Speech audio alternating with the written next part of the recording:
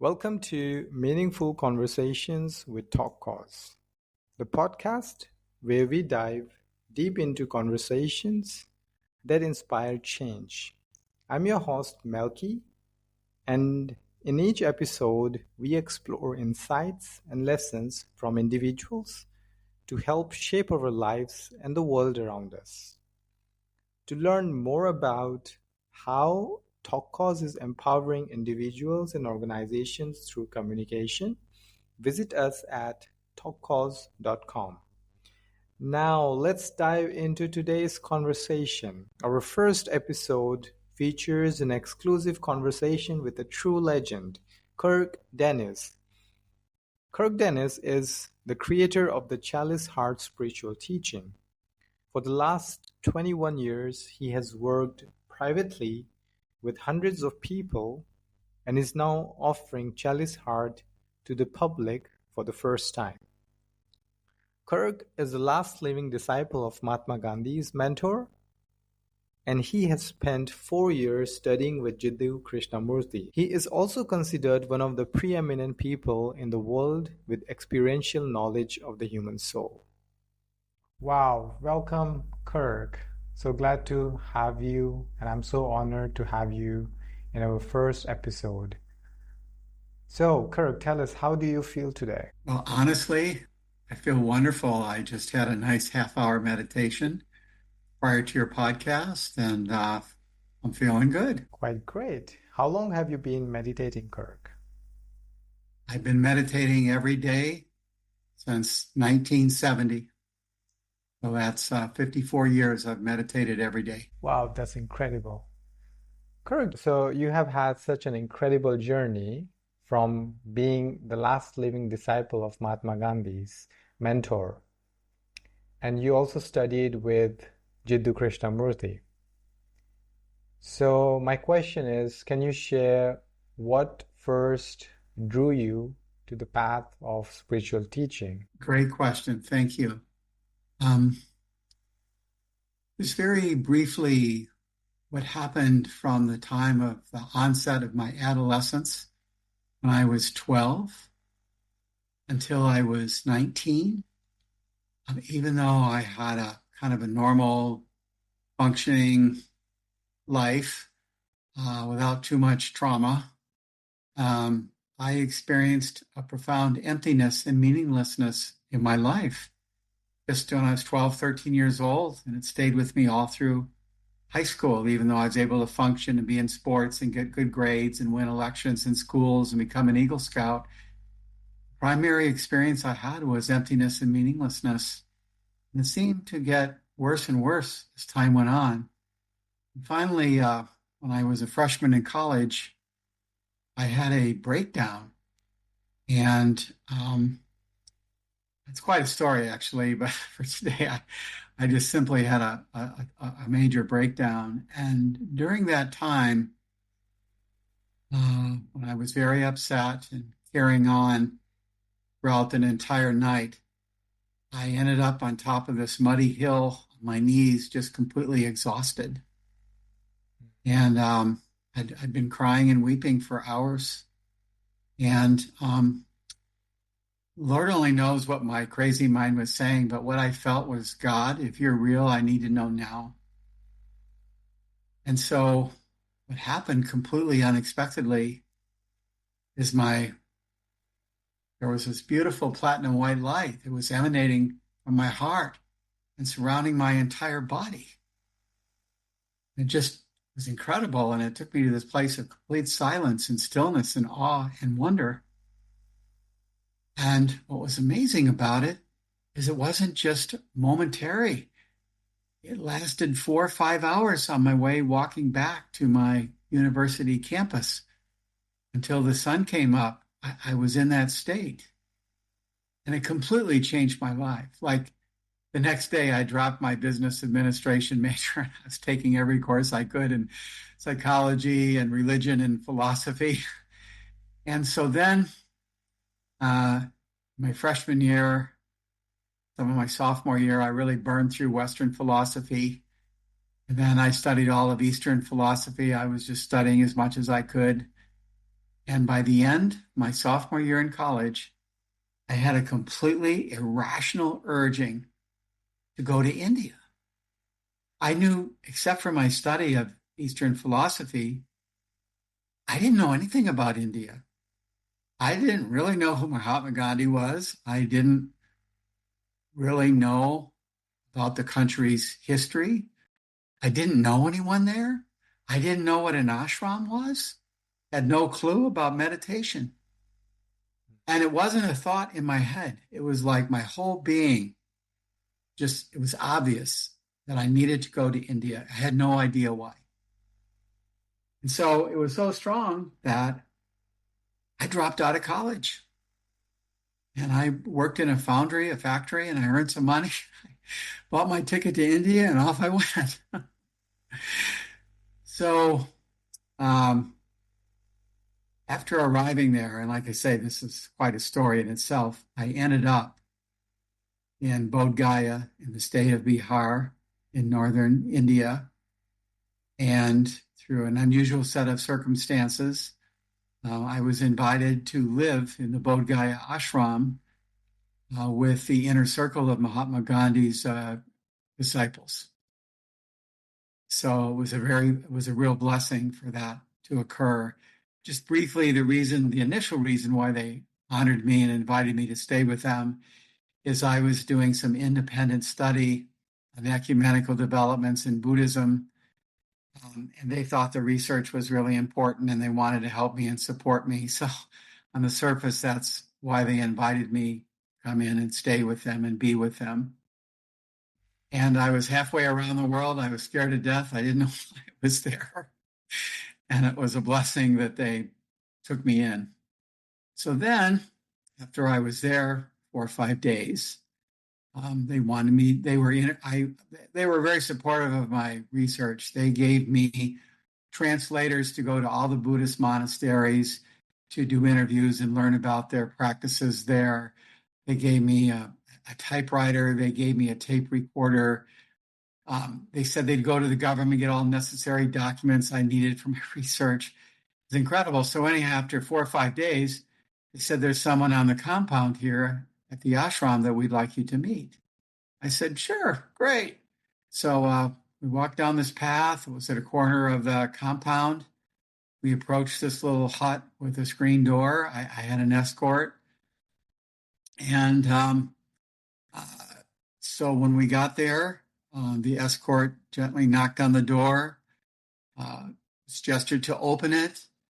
Someone else came out and he ushered me in. When he ushered me in, Melky, that whole room was filled with the exact same platinum white light I experienced a couple years earlier when I was a freshman in college. And I knew instantly and immediately that's why I had the completely irrational urge to go to India. What took me all the way to Bodh Gaya, not knowing where I was going, what I was doing, or why. And the moment I walked into that hut and it was filled with that white platinum light, I knew in my heart of hearts that's why I was drawn to be there. It was truly divine guidance, or divine grace and guidance that got me there. And you'll get a kick out of this. I know from our initial conversations, Melky, you indicated that from your studies of J. Krishnamurti that one of your his books that you liked is called Freedom from the Known. So what happened was, after I was welcomed in this room of platinum white light, there was a little man sitting on a cot who gestured for me to sit on the dirt floor. And I did that. I looked up at him in the midst of this beautiful, powerful light and just, looked at him. And he said, I understand you have some research questions for me. And I said, yes. And he said, may I see them? And I had them written out on a sheet of paper and I handed it to him. And he looked it over kind of slowly and set the paper down on his cot. And he looked at me and he said, are you happy? And he just totally broke down in tears, completely broke down. He let me have my cry. Okay. And then after I calmed down, it took a few minutes really. He looked at me and he said, Kirk, you have really beautiful English. I would love it if you could read to me. I said, sure. So he handed me this little book. It was his personal book, Freedom from the Known by J. Krishnamurti. And I started reading to him, and it was exactly what I needed to read at that time, in that moment. It soothed my heart. It was so beautiful. And so I only read for maybe 4, 5, 6 minutes. It wasn't very long. And then he motioned for me to stop. And he just said, Kirk, I've really enjoyed visiting with you today and meeting with you. And he said, I really appreciate you reading to me. And would you like to come back? I said, oh, I would love to come back anytime and read to you. So he did invite me back again and again. And at that deep level of the white platinum light, we connected with each other and we bonded. And totally unexpectedly, after a few weeks, he invited me to live one-on-one with him in that hut for the rest of that year. Wow. I didn't even fully after I visited him a few times and I asked my friends at the ashram, well, who is this guy? And they told him, well, he was Mahatma Gandhi's spiritual teacher. He now lives in the Himalayas. He's in his 90s because the Bangladesh war is going on. This was 1970, 71. We invited our guru to come and be here with us this year. And that's when you happened to come. And after him getting to know you, he feels really moved to be as close to you and with you as possible while you're here. And I couldn't even at that time fully appreciate or value what that even really meant. And that was the beginning of my spiritual life. In July of 1970, a little more than 54 years ago, my time there ignited a sacred flame in my heart. And honestly, it has never burned out. It's only increased, and it's taken me on an incredible spiritual journey that I'm sharing with all of you a little bit of today. Wow, Kirk, what an incredible story. The same passion that you had 54 years ago. It sounds quite incredible. It really was an incredible blessing. I just can't tell you how wonderful it was. Right. I hear that you made some radical changes to follow your spiritual path. Perhaps it's quite difficult for people in today's world to do that. Yes. I had to go through that inexplicable period of emptiness and meaninglessness from my adolescence through my years in high school that led up to that mystical experience. It was just pure grace, really. And that impacted me deeply and profoundly. And so after that, the reason I took all these classes in college is because I want to know what that platinum white light was. I wanted to understand it. And then I wanted to reconnect with it and live it and share it as much as I could. So I was blessed to have that initial experience. Okay. Mm. I don't think that's the normal way that the divine or Brahman or God works.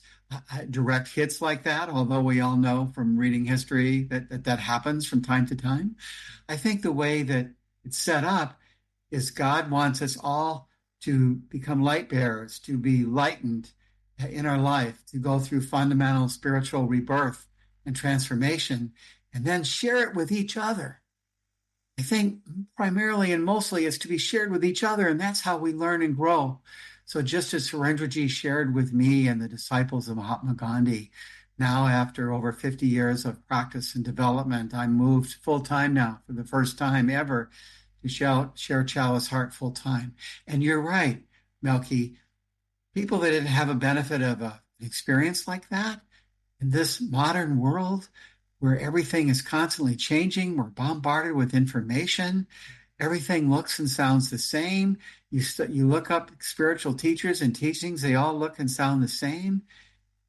It's challenging. And, I know in the Eastern cultures that there's an understanding that the spirit is within. Mm-hmm. But in Western cultures, like here in the United States, even though it's in the New Testament and the Bible, most people, when they go to church and have their religious upbringing, they have no clue really that the spirit is within. Mm-hmm. Okay. So what I found as I've started to teach is in the very beginning, I need to educate people and encourage and support people in learning how to turn within to connect with their own spirit. Okay. And so I believe the initial step for that is something that's commonly known as mindfulness. Okay. Not just in my teaching, Chalice Heart, but in many spiritual teachings, Eastern and Western. They emphasize in the beginning mindfulness. So what do they mean by that? Well, in general, they mean trying to just wake up and be a little more present in the present moment. Instead of being caught up in the moment, see if you can be aware of it. Okay. And so in the beginning, you learn how to be more present and aware of what's happening around you in the moment, outside of you, with people, places, and things. And then in time, with mindfulness, as you're waking up a little more, the teachings draw you and take you so that you can bring that same awareness within inside yourself. And so I'm here to tell all of you from years of practice that the awareness that you have that's devoted to your outer world of objects, you can take that same awareness that you've greatly developed and turn it within to your inner world. It's actually possible to do that, so you can actually have a sense of the sensations inside your body. One time, just for fun, years ago, this was just years ago when I was learning how to meditate, I was in a deep state of meditation, and I was working with and sensing inside my body. And just for fun, I kind of wanted to check in with my heartbeat. And to give you an idea, I was able to detect my heartbeat in 57 places in my body all at the same time. So that's just a little sample example of how you can bring this awareness that we've all developed to within and have that kind of capacity just with the sensations inside your body. And then it's also possible, instead of being all enmeshed and entangled and caught up with our emotions and identified as most people are, that you can begin to observe them as well. Okay, so there's a little gap, there's a little distance between you and emotions, and you're not completely entangled and caught up in it. And there's a little space and a little breath of freedom. And then, if you keep practicing, and this is all beginner practice, you can get to the point where you can observe your thoughts. Now, after 54 years of practice, okay, just to let you know that, I'm an ordinary human being, okay, and really, I'm just very ordinary in so many ways, and I'm a slow learner, okay. But, now when I observe my own thoughts moment to moment, they're like a bus going by outside. They're not me. They're really obvious. Well, another way is like words on a computer screen. That's how objective they are. That's how much gap I have between me and my thoughts. So then once again, instead of being caught up in them and identified with them, I can clearly discern them. Often they're stale, they're old, they're repetitive, they're fear-based, all kinds of things. So I've learned to observe them, to allow them, but no longer get so caught up in them.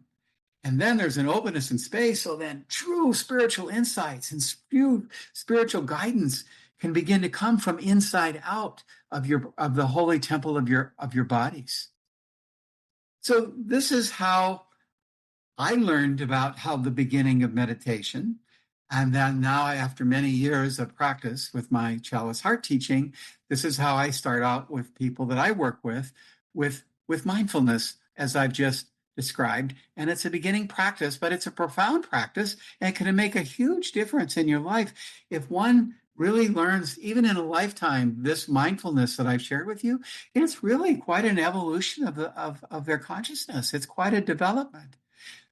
And yet, that's just the surface of this ocean of consciousness, and there's so much depth to it beyond that.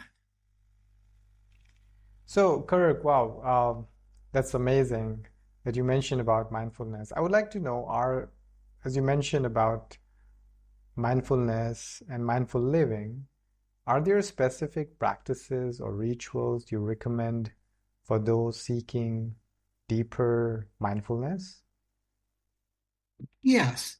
I have studied many types of, meditation, and, this is a testimony to how old I am, but throughout my spiritual life, the last 54 years, I've either hosted or participated in more than 450 weekend meditation intensives.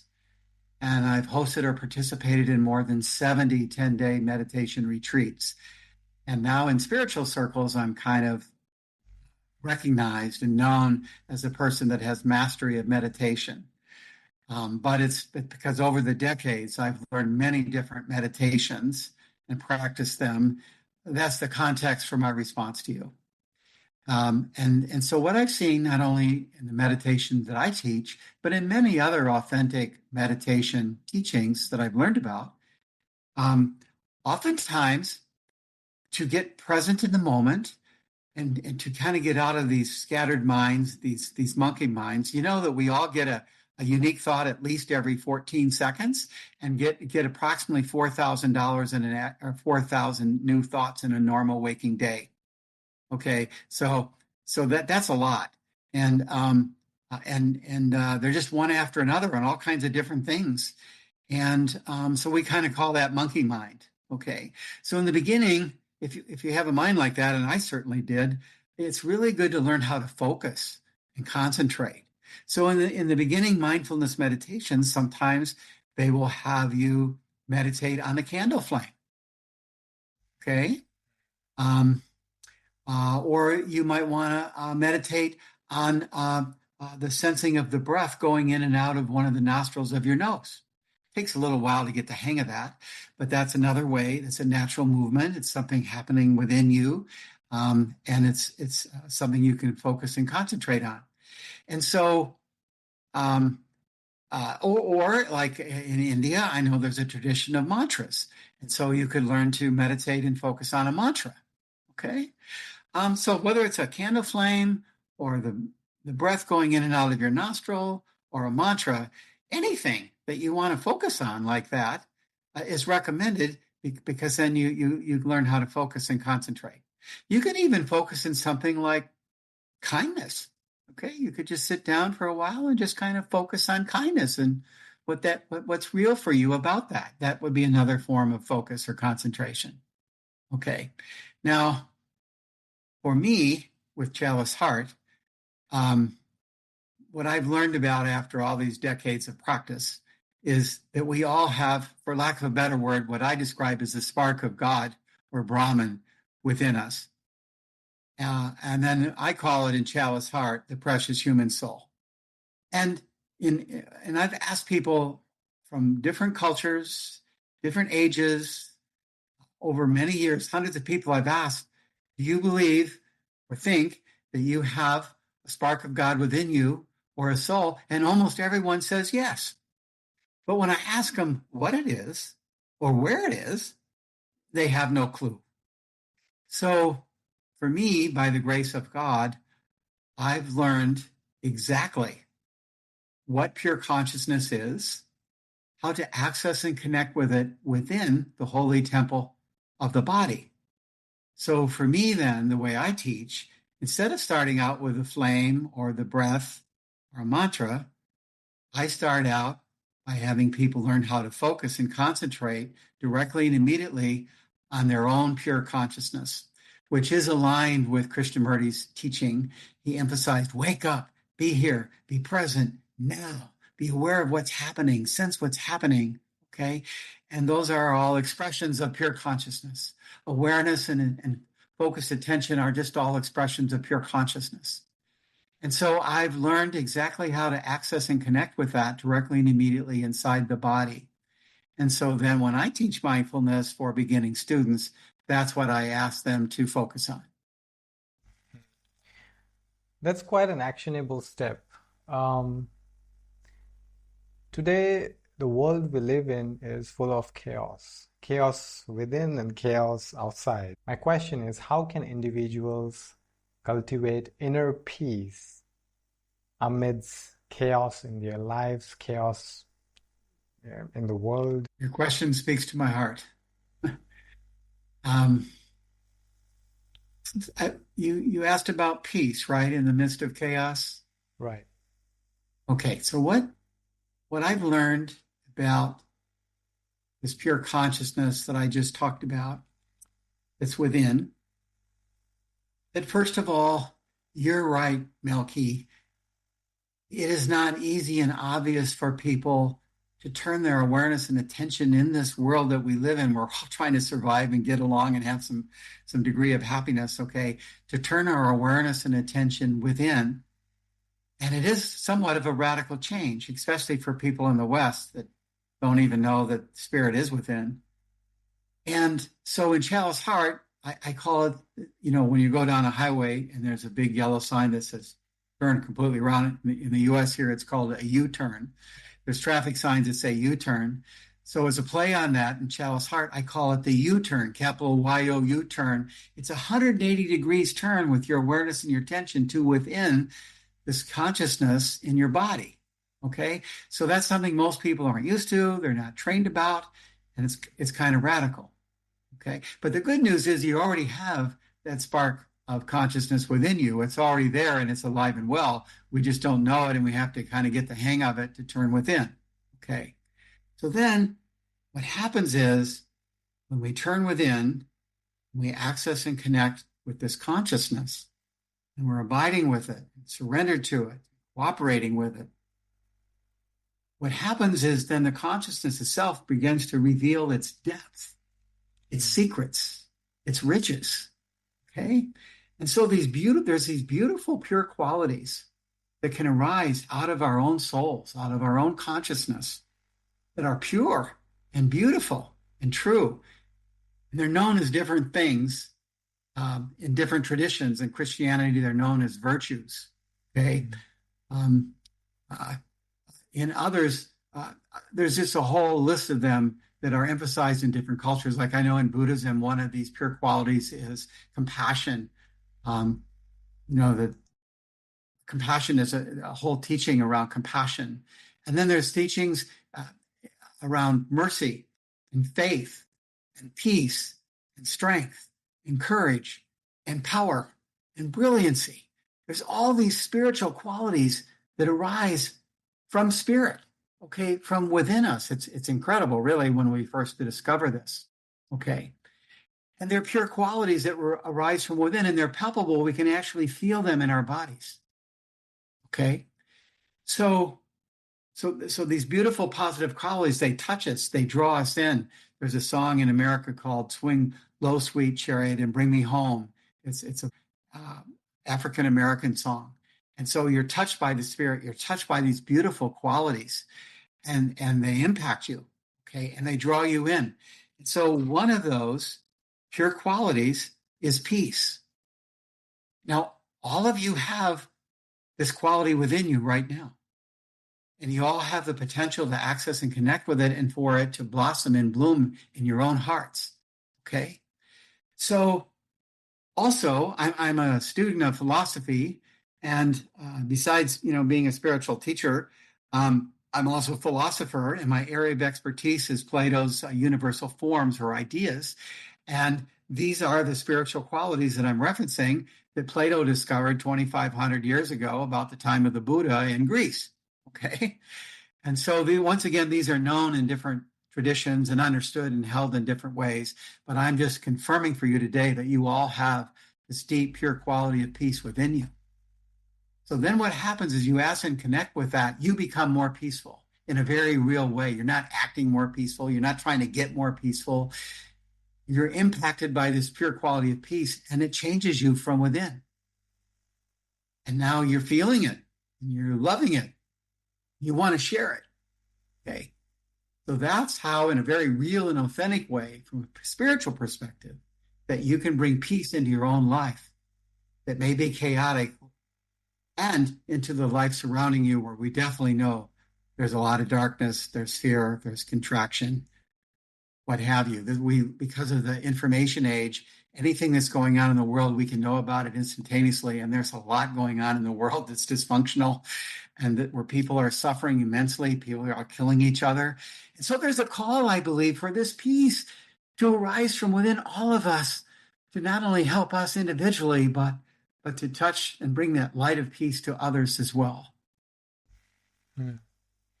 So you mentioned consciousness. Jiddu Krishnamurti also talked about consciousness. So how would you describe that? How would you describe that consciousness? If consciousness is peace, or how would you describe it? Okay. I love your questions, by the way. I can tell you're really listening and present with me. I really appreciate it. Um, so, just for fun, right now, this just popped into my head. I want to do a little meditation with all of you that's less than 1 minute. Mm. Okay. Now, this is not just you, Melky, but everyone on the podcast. Okay. Just for fun. This is lighthearted. What I want you all to do uh, is we're all going to close our eyes. Just take a couple gentle, ordinary breaths just to get a little grounded. And then I want each of you to say to yourselves silently, happy birthday 5 times. Okay. And then while you're saying happy birthday to yourself 5 times, I'll say Om, so we'll all know to stop. And then I'll check in with you to see to what extent, if any, you could notice yourself saying happy birthday. So I don't want to repeat the instruction. Hopefully you got it. And like I say, just for fun, let's try that for less than a minute.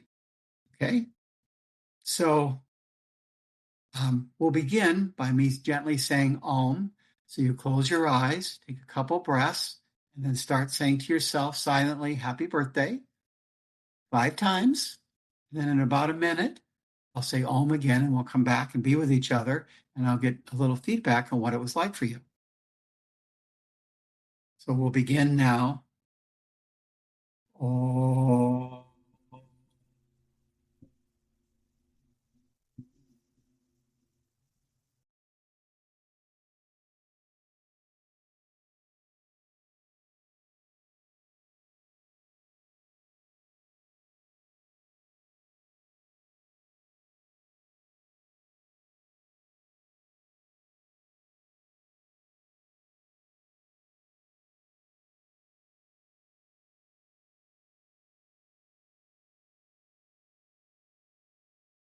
Om.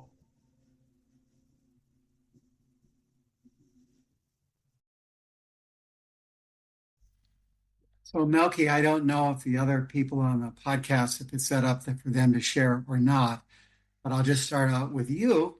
I was curious if you were able to notice yourself silently saying happy birthday. Yes, I was able to notice. It really felt like it's my birthday. Well, it's a birthday for your new podcast service, so that's cool. Right.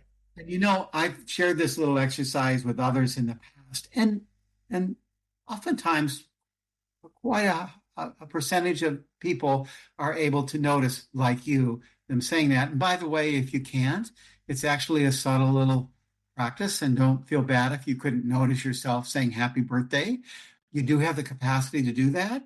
And if you didn't, and you want to play with that little meditation later on your own, it might be fun to discover how you also can notice yourself silently saying happy birthday.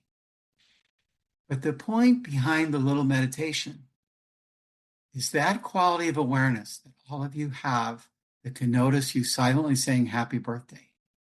What I've learned about it is it's invisible, it's formless, it's silent, it's still, and it's unchanging. So the quality of awareness that I have today after 50 years of meditation is the exact one I had when I was 5 years old. It's a given. It's something we all have. It's spirit. Now let's reflect on this a little bit more. Now let's think about the physical world and your physical body. Constantly changing, right? Always changing. The Buddha taught us this. Everything is constantly changing. There's no constant personality or self. Everything is changing. And it's obvious when we notice the physical world around us or our own bodies. And then when we go within, we notice that our emotions are changing all the time as well. I referenced the monkey mind earlier. Well, also we can have emotions all over the map. Okay? And they're constantly changing. And then all those thoughts I referenced earlier, the 4,000 thoughts every day, they're constantly changing. And even when people are on the spiritual path and journey, and they start to have spiritual insights and understandings and little epiphanies, they're constantly changing as well. So the only thing that's unchanging is this simple, ordinary awareness that can notice yourself saying, happy birthday. There's a wonderful one-liner from St. Francis of Assisi. I love this quote. He says, what we're all looking for is what's looking. Isn't that beautiful? What we're all looking for is what's looking while we're saying happy birthday to ourselves silently. So that's how I hold consciousness now after all these years of practice and study. I've been asking myself and people around me that what is identity and how identity keeps on changing. If you change your country and if you change your appearance, a lot of things that keeps changing in our lives. But I've been asking people that what is something that stays? What is something that stays? Now it makes sense. It makes sense what you said.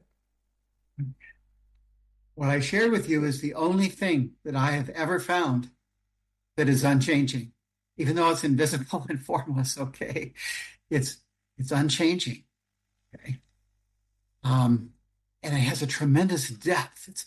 It's like that awareness that notices us saying happy birthday. That is the surface of the ocean of consciousness. There's an incredible depth to it. There's an unveiling of all kinds of riches and secrets and treasures that we can only begin to imagine. But what I want to share with you is, although it's invisible and formless, what I've learned about this and meditating on this for so many decades, that it's like a spiritual rock. It's like a foundation. It's the only thing that's unchanging. The more you know that, you understand that, the more it will anchor you and have you be like a rock and stable and grounded and firm and strong to live a life of love and integrity and peace. So, Kirk, that's an understanding of self. I would like to know how your experiences with the profound figures like Gandhi's mentor and Jiddu Krishnamurti, and you yourself with 54 years of experience, how these profound experiences shape your understanding of society. Thank you. You shared just a general outline of your questions with me prior to the podcast, and I reviewed them, and it was helpful because you have asked me similar questions. But it was interesting this morning after my meditation when I turned on my computer that I learned about a new word that I'd never heard of before. And it's called Sonder, S-O-N-D-E-R. And so I looked it up in the dictionary. I was curious about it. And I'm going to read now from my screen. It's just a short definition. It's profound awareness we've been talking about that every person you encounter has experienced, profound experience that every person you've encountered in your life, that they all have a lifetime of hopes, fears, loves, and heartaches that you'll never know. Then to complete the definition, they say each moment of Sonder is a reminder to appreciate how little we truly grasp about others' lives. And so it points to having openness and vulnerability and compassion for our brothers and sisters. Okay. And so these people like Gandhi and Krishnamurti, they are so immersed in this ocean of consciousness. They are so connected with spirit that instead of individually or with their family or the community, they are world teachers. They are able to embody this so fully and completely that they're world teachers. And so with their profound realizations comes this openness, this vulnerability, this compassion for people in society. Okay. And so at the same time, these great teachers, these world teachers, they can see the darkness. They can see the shadows. They can see the contraction. They can see the dysfunctionality. They can see the chaos. Okay. They can see how people are really asleep, walking around almost like robots, like their whole lives are based on afterthoughts. Okay. And that's where this compassion comes from. But at the same time, they know that ocean of consciousness that they've discovered, that spark of God, Brahman within them, that everyone else has. So they can behold them and embrace them with this great compassion. They can see their pain that they're in, how their hearts are contracted like a baseball, like a fist. Okay, and they can see that and they can feel that and they can know that. But and those are the dark clouds, okay? But they can still see behind it the glorious sun. And so they both behold people in their wholeness, okay? For their good, their bad, and their ugly, and their potential. Mm. And then what I've learned from these great teachers is they have a moral imperative. Now, this is my interpretation, okay? But it's the greatest spiritual depth for the greatest number of people. And I believe that's what they've been able, those were great, precious teachers like Buddha, like Christ, like Muhammad, like Gandhi, so many others. That's what they bring to this world. And it's so much needed now more than ever. Mm. Right, especially in today's world, which is full of conflict and division. I would like to know from you as a spiritual teacher, what is your suggestion that how can we apply nonviolence in our everyday interactions? Well, this hails back your first question about peace. So if when you turn inward and you connect with your own spirit, and it brings forth these spiritual gifts that I mentioned earlier, one of them is peace, what we originally talked about a little bit. Okay? So when you feel divine, powerful peace in your own soul, okay, you are in a nonviolent place. You are in a peaceful place, and you're beholding people with this compassion that I just talked about. Mm. Okay? And so then your reality, your truth, your being is nonviolent, and you live that. Okay? So instead of acting like you're nonviolent, even though there's a violence inside you, you take this journey within, authentically, you can access and connect with this great peace within yourself. That, and what comes with that territory is nonviolence. Okay. And so when Gandhi and his disciples wanted to overthrow the British after, decades and decades of occupation, okay, and they were steeped and grounded in these great spiritual truths, they knew that they were going to have a revolution that really worked, that really transformed India, not just kicking the English out, but transforming the country and the consciousness and the people with the Sarvodaya movement to give the poor people the land and to give them medical clinics and schools. That all came from that peace within Gandhi and his disciples, okay? And so with that, it was obvious the only way they could accomplish that was through nonviolence. Instead of, there's this term passive resistance. For them, it was nonviolent resistance. Okay? And then it's in the history of your country, your beautiful country. It's all in your DNA and your blood and your consciousness. This incredible revolution that was done with nonviolence, I believe it's unlike any in the history of our planet. And all that consciousness, all that development came within your own country. And so what a credible, powerful, living example of nonviolence that was given to the world through Gandhi and the disciples in the liberation of India. That's so true. I think what you mentioned about is inner peace, and it makes sense that it's all about us. It starts from us. That's why Gandhi also mentioned that be the change you want to see in the world. So it's all about us.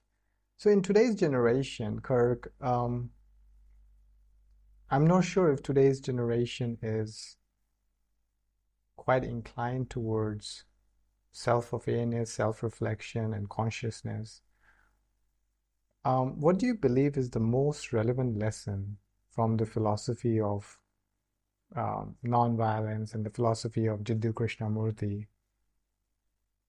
And your teachings, what are the most relevant lessons for today's generation? So I've always been oriented towards the heart of the matter, root cause analysis. Okay. And so through the blessings I've had on my spiritual journey, for me, I do have a God of my understanding, and it's real for me, and it's powerful. And I know that spark of God, how I understand it, is in all people, no matter how they understand it or see it or experience it. One of the last things that Surendraji shared with me, Mahatma Gandhi's mentor and spiritual confidant, he said, Kirk, let God rule your heart and transform it. And he used the word God instead of Brahman or something else because of my background and experience, because he was a Hindu monk. But he said, let God rule your heart and transform it. So that is the rock. That is the truth. That is the unchanging, eternal spirit. And so to turn within, it is already alive and well in each and every one of us, and access and connect with it to the best of your ability. Just the gesture alone, just the enrollment in turning within, is the transformation has already begun. And so as each person does that to the best of their ability, and they learn and they grow and they develop spiritually, then you will not be able to help yourself to bring those beautiful, precious spiritual qualities like love, joy, peace into your families, in your communities, in your countries, and this beautiful world. I know it's a general answer, a general response, but for me, it's to get to the heart of the matter, which is whatever that unchanging divine is for each of us. Do you see any role of dialogues or rather meaningful conversation in cultivating peace? Well, at whatever level people are at consciously, I always encourage, conversation and dialogue, especially if it's sincere, it's open-hearted, it's open-minded. People aren't just bouncing their opinions off each other to reinforce their egos, but they really want to get to the bottom of something that is in discourse. Okay? So whatever level we're at, with whatever problems, issues, or concerns we have in your life, I always encourage that as much as possible, with sincerity and an open heart and an open mind. And the more we're connected with spirit, the more sincere and open-hearted and minded we are. But then, from that place, the orientation to have it be healthy dialogue, to have it be productive, okay, to engage each other, to try to learn more about whatever the subject is, to discover something new together by bouncing ideas off each other and caring about each other and wanting to get to the bottom of something and really understand it, to get to the root cause analysis. I think that's what healthy conversation and dialogue is like in any area of our lives. And it can be powerful and it can be transforming. And that's a simple and ordinary way that spiritual light can come into our world. Thank you so much, Kirk, for sharing your incredible journey and profound insights with us today. I'm pretty sure our listeners will take away so much from this conversation. For our listeners, I would like to make an announcement that if you would like to know more about Kirk and the Chalice Heart teaching, Kirk is offering free 2-hour signature speech discussion session on Saturday. And Kirk, tell us our audience. You said Saturday. It's Saturday, November 23rd. So it's not this coming Saturday. It's the Saturday after that. Okay. It's at 12 noon Eastern time here in the United States. And my signature speech is entitled Divine Grace and Guidance. The subtitle is Igniting the Sacred Flame in Your Heart. And I referenced a little bit today in our podcast.